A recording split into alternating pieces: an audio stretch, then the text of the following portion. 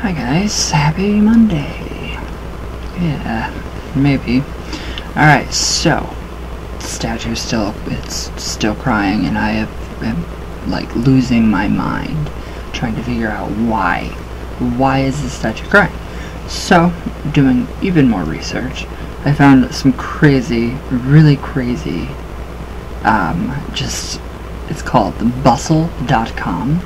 So thank you guys for all of these interesting dolls and different, haunted artifacts and why they do what they do. So I didn't know Robert the doll, number 1, is haunted, and he is on display at the Fort East Martello Museum.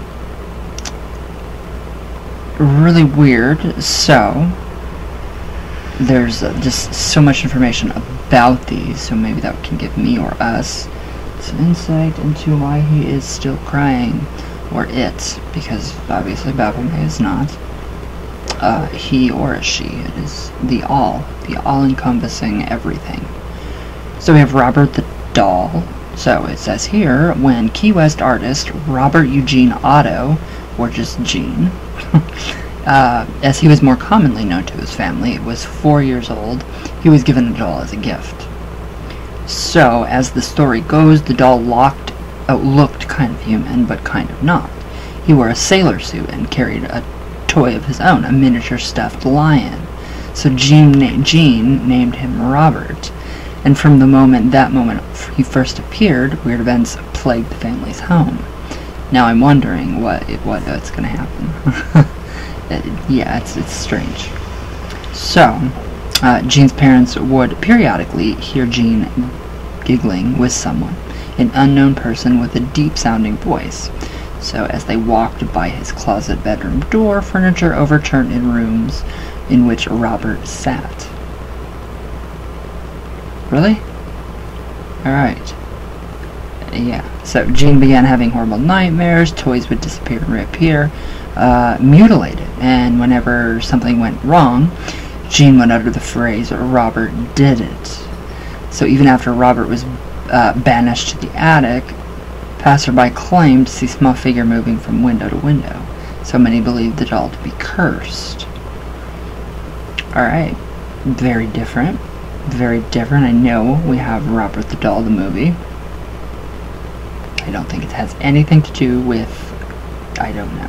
I'm very, very confused now. So, alright, now it says, these days Robert is kept under lock and key at Key West Fort East Martello Museum. You can visit him, but make sure you ask permission before taking his picture. He doesn't take kindly to unsolicited photographs. Okay, and whatever you do, do not bring home a Robert the Doll replica. Seriously, don't do it. Why? What's going to happen if I do? Very odd. Very odd. It came from Amazon. I mean, how can it be haunted? Anyways, we have number 2. The hands resist him. Painting. So there's so many things. Paintings, haunted. Anything and everything. Alright, so often referred to as the haunted eBay painting. So the hands resist him was found on the site of an old brewery by a couple from California. So they put the painting up for auction on eBay in February of 2000, claiming that the characters in the paintings sometimes moved on their own, and occasionally even escaped the boundaries of the painting itself. Oh, so these things escape the paintings. Alright, so eventually it sold for a whopping $1,025. Wow. Because apparently people really like to decorate their homes with cursed paintings. Oh, now I'm wondering, what do I have? Do I have paintings or anything? No. I don't know what's going on. It's very strange. Alright. Now, so while there's no denying that the piece, with features of a boy and a doll-like girl standing in front of a window, and a sea of disembodied hands, is a little on the creepy side, so it's probably not actually cursed. The work of artist Bill Stoneham. It was based off a photograph his parents took of him and a neighbor when they were children, so he himself was rather surprised when he heard those stories attached to his piece. So, says Stoneman, Stoneham about the painting's symbolism. He says, "There are memories, echoes of all the life within a place. The hands are other lives, the glass door, that thin veil between waking and dreaming." So the girl/doll is the imagined companion or guide through this realm. Alright, so obviously he created a living work of art. It's some kind of work of art. So, yeah. I don't know. He obviously did something right. Alright, so, he painted some sequels, by the way. 3 of them. Anyone interested in them? In the complete set? Question mark. How? I don't know what is going on. Alright, now I have the Dybbuk box. So, this is the Dybbuk box of Ghost Adventures, Zach Bacon. Which I don't know how true that is. I don't know. I've seen some pretty crazy videos on Dybbuk boxes and opening them and people paying way too much and getting ripped off because it's just a box that's been sealed with wax and there's like a selenite crystal inside, which selenite actually brings in angelic energies, so I don't see how that would be possible. I mean, my gins do. I mean, the quartz crystals with my gins, they actually kind of just calm them down. So maybe that's what's going on with the Dybbuk box. Alright, but in 2012, okay, so do you guys remember the 2012 horror movie, The Possession? I don't remember. I'm going to have to watch some of these tonight. So it was based on a true story, or at least as true as any story of this ilk can be. The item known as the Dybbuk box made its first appearance on the internet in 2003 when it was put up for auction on eBay. So its owner at the time claimed that he had picked up the box intended for the storage of wine at an estate in Portland, Oregon in 2001. So it had belonged to a Jewish woman who had lived to the ripe old age of 103. Wow, 103. That's pretty interesting. I mean, that's really cool. So the box, she had always said, housed a Dybbuk, or evil spirit, and she could never, ever be opened. Oh, and should never be opened. Okay. Of course, the new owner opened it, and as you might have guessed, things didn't go so well after that. So he gave it to his mother, who immediately suffered a stroke. Oh, that's wonderful. That's very, very nice of that person. He asked his sister to hang on to it, but it freaked her out because it wouldn't stay shut. He tried to sell it, only to find it returned to his doorstep with notes reading, "This has bad darkness," and so on. It is so strange. I don't know. I have no clue. I have no clue why this thing is doing what it's doing. So, alright. Alright, so the box has changed hands several times since the 2003 auction. So currently it's on display at Zach Bacon's Haunted Museum in Las Vegas. It goes on to say, "I'm not generally a Zach Bacon's fan." Oh, I love this site right now.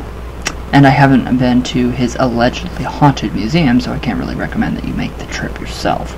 But it's an option, so if that's, you know, your jam, either way, you can still see the original eBay listing. Wow. Alright, now we have the real Annabelle. Oh, ooh. This is weird. It's a video on YouTube, and it's titled, "This is Odd." And I always say this, I was joking when I said that Annabelle would show up at my door, so now I don't know if there's any kind of a connection. I don't know. There could be, it's a possibility. It says, "Ryan visits the Annabelle doll at the Warrens Occult Museum," and it's an older man. Wow. It could look like me if I was older. I'll have to do a facial aging and see what I look like and then compare it to this guy, if you guys can see it. I don't know. Probably not. So, okay, we've spoken about Annabelle in depth before. After all, she's about to have her very own movie. Yeah. Ooh, okay, here we go. So I'll give you a refresher course here. This is just refreshing. So purchased used from a hobby store in 1970. So that the doll that would later become known as Annabelle spent a considerable amount of time terrorizing a pair of nursing students before paranormal experts Lorraine and Ed Warren were called in. So although initially the spirit within the doll, that, you know, to be that of the young girl Annabelle Higgins, who had been found dead at the age of 7. Eventually it became clear that it was not the case. Okay, so I was always, through all of the movies, Annabelle and The Conjuring and The Nun, because in The Nun they do show a brief, like a snippet of what the priest had to do with when Annabelle creation. So I just, I seen how, Annabelle Higgins, that real girl, died by a bus, and she was a little girl. But then it goes on, and in The Conjuring and the Annabelle universe, whatever, the movies and just that whole universe right there, I don't know, it's just really weird because it's supposed to be the little girl, right? But then again, when Ed and Lorraine investigated, it is Valak. So that's a Goetian daemon. So I don't know if Valak, however you say its name, her name, or his name, it's a he. So I'd actually have to go back and read the Goetia again. I don't know if that's connected in any way to the events, because they were Catholic and they were just literally trying to exorcise it out of the people's lives. So I don't understand how that connection. So it obviously was not the spirit of that Annabelle girl, messing with that doll. It was something, that was never born. So that would be an angel or a daemon, or demon means helpful spirit in Latin, so. And Baphomet is basically baptized wisdom. So it's an alchemical thing. And now I'm kind of wondering how the alchemy of coagulate and solve on the way he has his hands. I'm kind of wondering if that has anything to do with I don't know. Maybe I don't know. But it's still crying. It's still crying.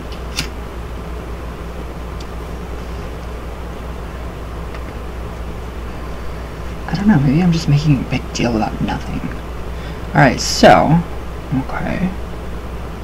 Let's see now. Okay, so the Warrens determined that Annabelle was actually a demon posing. Okay, well, we need to realize that demon means helpful spirit. So a demon was posing as the spirit of the little girl.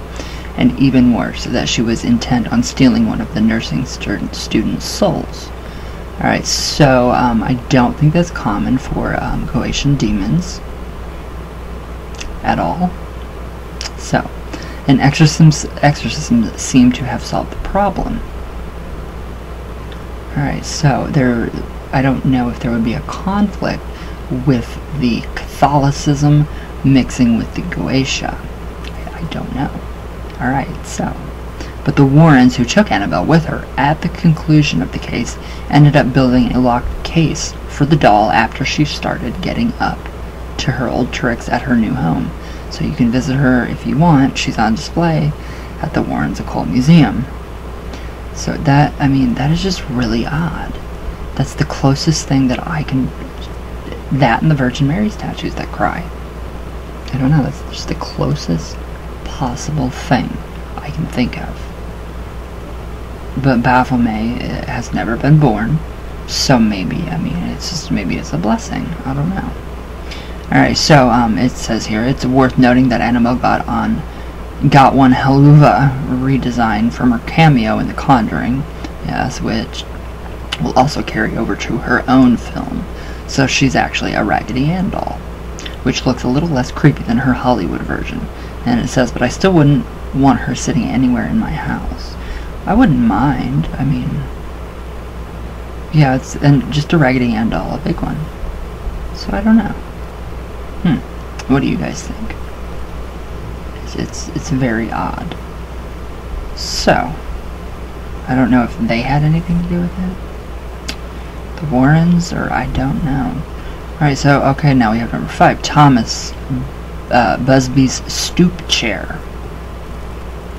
So, alright, now we have a chair.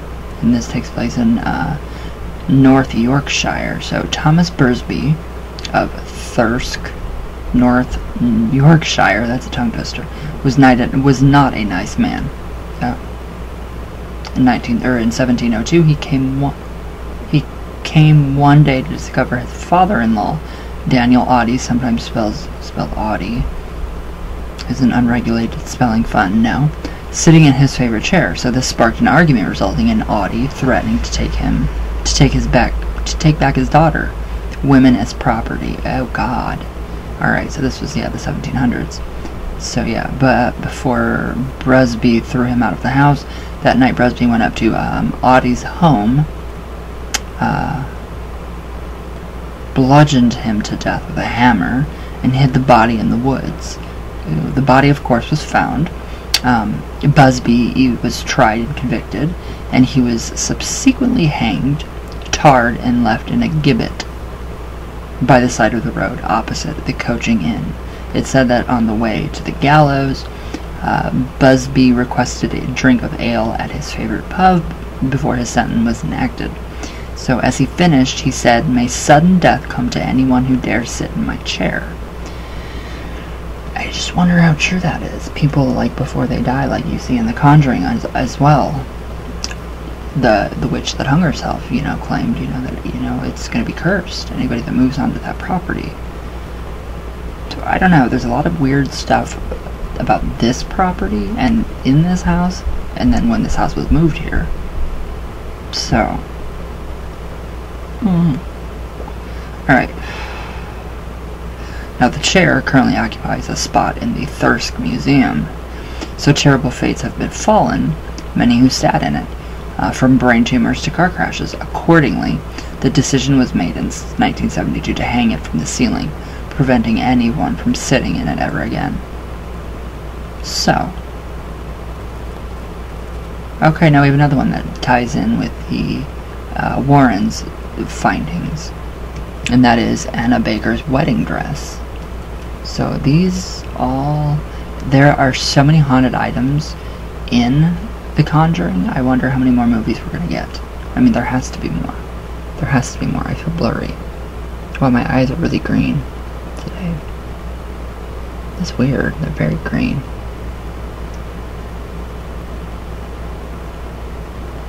There, I think that might be a little bit better. No, it's not. Why is that not better? Oh, yeah, that's as good as it's going to get. Alright, so we have Anna Baker's wedding dress. Now that's odd, because that is in the Conjuring movie. So I'm not sure if this is another case with the Warrens. So it probably is. I mean, every case you see is with the Warrens. Alright, so in 1836, Iron Master Elias Baker purchased a mansion near the Allegheny Furnace in Altoona, Pennsylvania. Shortly after his wife, Hetty, had their 2 sons moved in, Elias and Hetty welcomed a 3rd child, a baby girl named Anna. So according to the stories, by the time Anna had reached marrying age, she had fallen in love with a local steelworker. So they got engaged in secret, even going so far as to obtain a beautiful gown.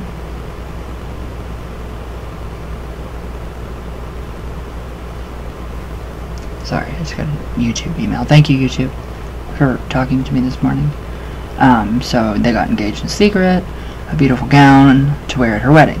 So alas, though her father discovered their plan and forbade Anna from marrying the man she loved, he was too low class for her, Elias said. So the match would never do. The wedding dress went unworn, and Anna Baker died in Old Maid in 1914. The dress remained on display in the historic museum the Baker Mansion eventually became. So, for quite some time, and every so often it would appear to dance by itself. Its sleeves fluttering and matching slippers tapping, as if it moved by a non-existent wind. Alright, it's not showing anything about the Warrens doing anything with that, but in the movie, you guys all know, the haunted wedding dress in Annabelle Comes Home. Alright, so there's nothing like a pair of star-crossed lovers to add a little oomph to a legend. Yeah, true, but this one at least has been fully debunked. Oh. So according to the executive director of the Blair County Historical Society, which remains at the Baker Mansion today, the dress worn by Elizabeth Bell Elizabeth Bell. Sounds familiar. In 1830, Bell was the daughter of another iron master, Edward Bell, so the room dress was displayed in memorializes the Bell family. Unfortunately, though, the dress had to be taken out of circulation. It had degraded too much due to exposure to light and other airborne pollutants. So, we have that. No idea. No clue where this ties in. Any of this ties into my paint, or my Baphomet statue.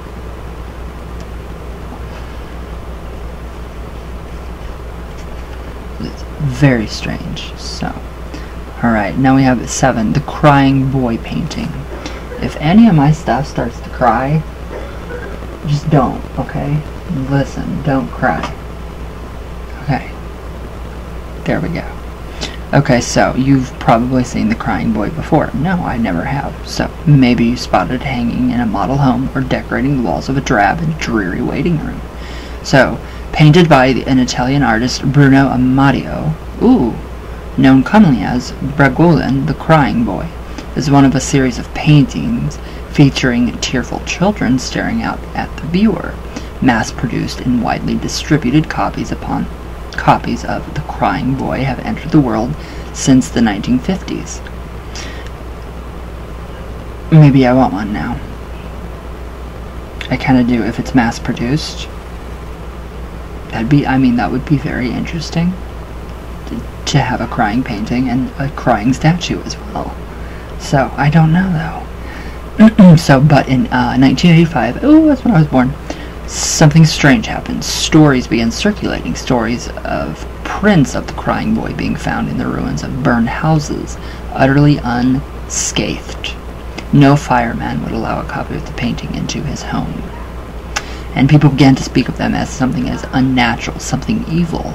So, but it's pretty safe to say that this story is false. Okay, good. So it was first disseminated in the UK tabloid The Sun, and tabloids also report on people seeing the Shroud of Turin magically appearing on their pancakes. And toast. Jesus appears on toast for some people. That's very different. I think those people need a very good psychological examination. So Stephen Punt attempted to get to the bottom of the rumors in an episode of the BBC radio 4-show Punt P.I. He discovered that the varnish coating the prints was fire repellent. Alright, accounting for imperviousness to flames. They're still not sure why the frames remained unburnt though. Could have whatever coated the painting leaked over onto the frame. That's a good possibility. What is the frame made out of? It's a metal frame. Metal doesn't burn that well. So it's still very strange. Alright, so now we have the number 8. I just love these. The woman from Lem statue. Looks like a fertility goddess. Very goddess-esque. So I'm very, very liking that.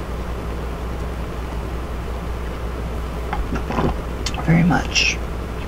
Okay, so, alright, we're pretty sure that the statue known as the woman from Lem is a depiction of a fertility goddess, yes. But it may as well be a death statue. No, it doesn't look like it. It looks like a fertility goddess. Yeah, the V's in the right places, and yes, so it is. So, because good gravy, that's all that seems to follow in its wake. Dating back to roughly, 3,500 BCE, the statue was recovered from Lem, Cyprus, in 1878. Since then, it's had at least 4 different owners, of all which perished within 6 years of receiving it. First, there was Lord Elfont. All 7 members of his family died within 6 years of the statue's arrival at their home. Ivor Minuki's family, owner number 2, all went within 4 years, as did the family of Lord Thompson Noel, owner number 3. Owner number 4, Sir Alan Biverbrook, and his wife and 2 daughters went next. That's insane. Where'd I go? Oh. But before it finished off the family entirely, the 2 remaining sons donated the statue to the National Museum of Scotland in Edinburgh. The museum curator who took care of the acquisition died within a year as well. Maybe I don't want a statue like that, so whatever. Alright. That's just very odd. So, or at least it would be if the story was true. According to Rob Bricken at IO9, the statue does exist, but the tales that cling to it are pretty much entirely made up. So it's often referred to as the Lemba Lady. So it was discovered in 1970, not 1878, and it's been part of the general collection at the Cyprus Museum. Since it was first found, it also hasn't, killed anyone. So hurrah for that. Okay, whatever. Okay, now we have 9, the Bassano vase. Oh god, a vase. Alright, so. This is just, this is very odd. These are some very, very odd haunted objects. Alright, so a vase. Like a number of other objects on this list, death seems to follow this antique silver vase. We don't really know what or where the Bassano vase came from. It sounds like it's Italian. That's an Italian name. But we're pretty sure it was created in Italy during the 15th century. So someone found it in 1988, again, where we really don't know. And even though it came with a note that read, "Beware, this vase brings death," that someone decided it would be a really good idea to auction it off. So it was sold for 4 million lira, around $2,300 at the time. And 3 months later, its new owner was dead. Oh, that's wonderful. The next owner similarly passed away, this time after 2 months. So the pattern continued, owner to owner, until eventually the police decided enough was enough and buried it somewhere. So they won't tell anyone where, but that's okay. Huh. This is really, really weird. I don't understand how my statue cries. No clue. No idea. Alright, so now we have 10, the Tallman family's bunk beds. Alright. So, in 1986, Deborah and Alan Tallman, moved with their young children into a house on Larrabee Street in Horicon, Wisconsin. In 1987, they bought a second-hand set of bunk beds for their kids for $100. Okay, that's really, really cheap. Especially back then. That's still cheap back then. Alright, but by 1988, they had moved out of the house and buried the bunk beds in a landfill, where they hoped no one would ever set eyes on them again. Ooh. When they brought the bunk beds home, you see, they brought more than just a piece of furniture with them. They brought in something else, something that terrorized them for months. They began seeing strange shapes in their home, hearing voices that didn't belong to any of the Tallmans themselves, fighting with clock radios that kept changing channels by themselves, and furniture that moved when no one was looking, and jumping out of their skins with fright when an apparition of an old woman appeared without warning. It's just very strange. There's a lot of... Now that I think about it, there's a lot going on in my family right now. Like, people are, getting ready to pass. So I wonder if this is a warning. If the Baphomet is just a warning.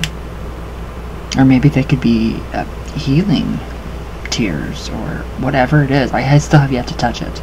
I don't know if I want to touch it. I need a clear test tube and like a little Q-tip so I can put it in there. And who do I send that off to? To test it? For what? So, I need an infrared thing though to see if they're warm or what's going on. Alright. Okay, so the bunk beds. About half a year after they brought the bunk beds home, so the Tallmans had had enough. They got rid of the beds, said Deborah Tallman to UPI at the time. The beds were buried Saturday in a landfill where nobody will ever build. They took them out there and plowed them under, unquote.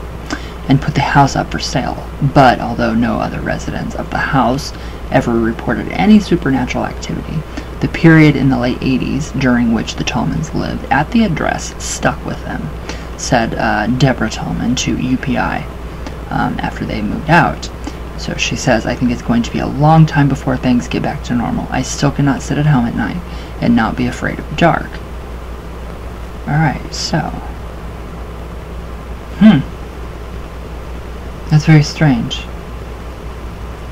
Very strange. So, the beds, as far as anyone knows, have never been unearthed, but that does not mean they aren't still there, waiting for the next family to take them home. Alright, that is weird.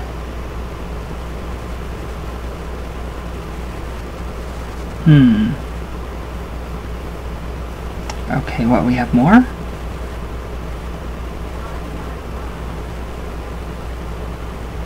Oh, no, it's just a bunch of stuff about, I don't know. Alright, so,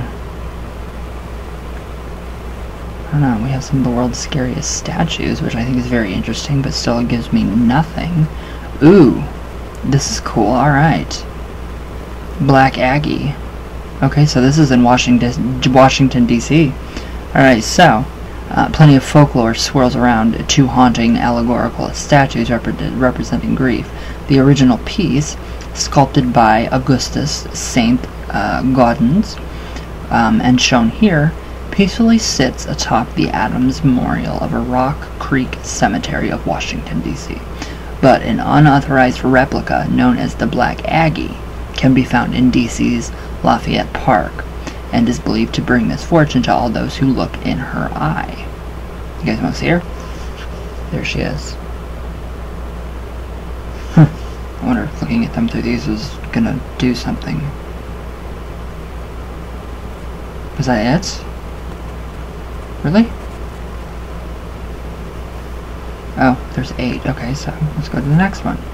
Ooh, this one's weird. So we have the Fremont Troll, which is in Seattle, Washington. So the spooky supernatural of North Seattle lives on tourist admiration and the occasional passing VW Beetle. Ooh, that's cool. Alright, he receives plenty of visitors each year, especially on the Trolloween festival. I like that. That's nice. Nice wordplay. Festival held each October 31st. Alright, that's not as creepy as the other ones, and that does kind of baffle me a bit. In certain ways. I mean, you can't obviously see it. Kind of cool. So, the troll. Ooh, okay. Now we have one in Paris, France. Le Passé Mural.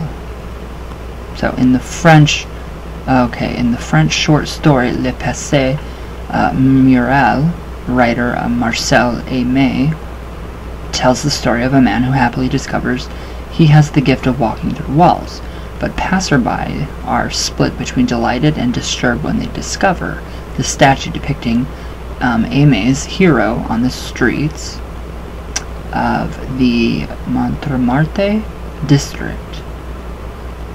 Huh. Well, there he is, stuck through a wall. Not sure what that's about. What's that all about? Okay, now we have Anonymous in Budapest, Hungary. Very anonymous. I like that. Alright, so visitors are often scared of this Budapest statue celebrating a nameless writer of Hungarian history because of his attire, but at least the heavily cloaked monk does indeed have a body, unlike.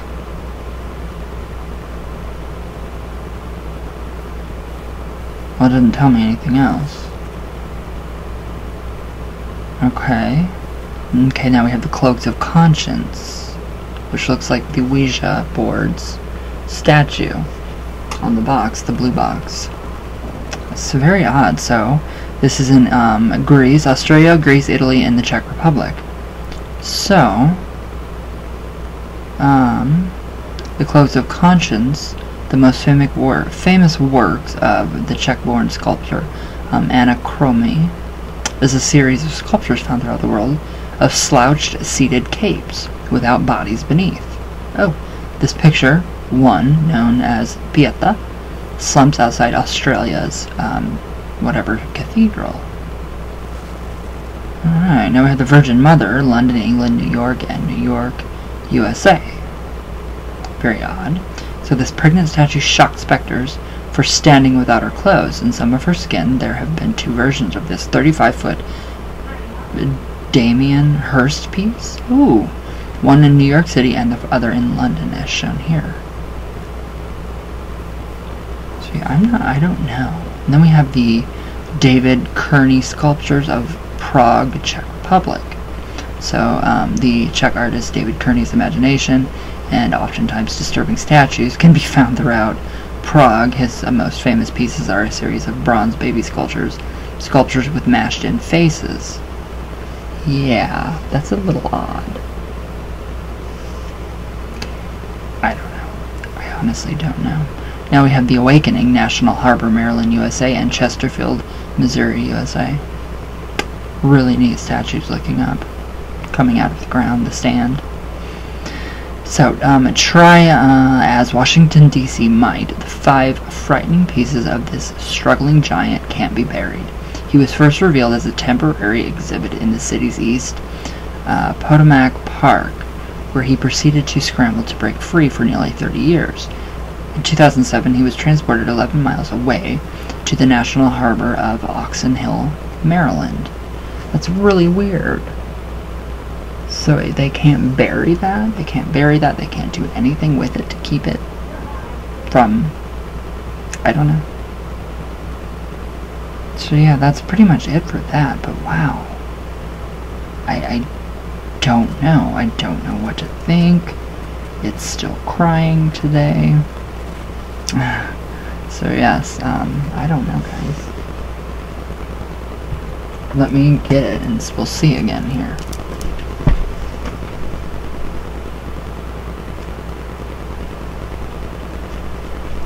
So there's no condensation. And as you can see, it is down. Okay, it looks like the other, his left eye is starting to cry. Okay, so you can see it coming down his snout. Well, it looks like oil. Now, the left eye actually looks like it's starting to cry. So you can see, you can very clearly see that. Right there, you can see where the oil, or whatever it is going down his snout. So, he's still cold. He's always cold. It smells really sweet. It smells... I don't know the smell.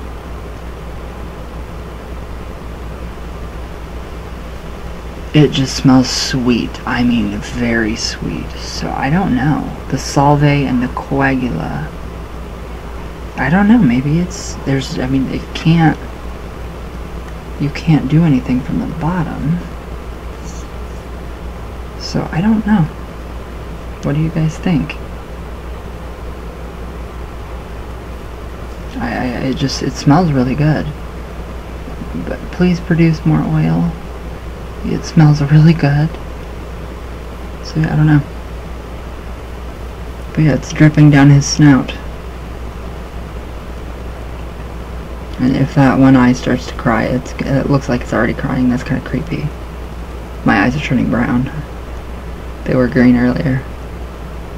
So yeah, you can definitely see it running down its snout right there. From the tear duct itself. Yes, literally from the tear duct.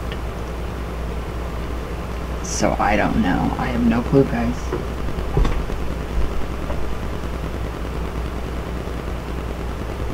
I do have, yeah, a box of oils put away in a wooden box that can't touch the statue. I mean, the oil just can't get out of the box, walk out, and decide to just kind of dab each eye.